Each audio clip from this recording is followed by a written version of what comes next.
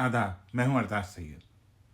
बेगम ने डॉक्टर साहबा ने साफ मना कर दिया, इस बार मैं पकौड़े नहीं बनाऊंगी रमज़ान में, वो सेहत के लिए ठीक नहीं होते, उसमें बहुत तेल होता है।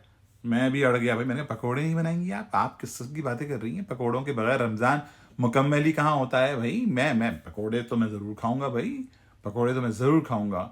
और मैं और बच्चों ने बल्कि नारा भी लगा दिया, पकौड़ों को रिहा करो, पकौड़ों को रिहा करो। बस फिर क्या था, डॉक्टर साहबा ने पकौड़े बनाए मजबूरन।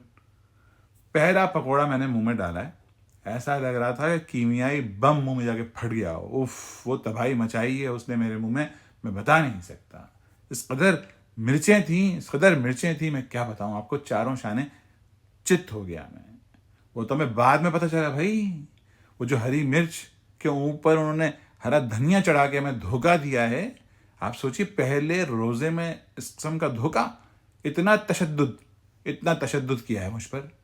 मैं बस यही कह रहा हूं अब, पकोड़े सिवा कुछ ना खाया करेंगे, कि रोजे पकोड़ों से खोला करेंगे।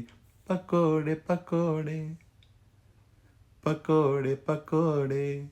भाई ये गाना नहीं है, ये जज्बात हैं, गाना नहीं है। मुझे पता है रमज़ान में गाने नहीं गाते। हाँ, मैं जानता हूँ।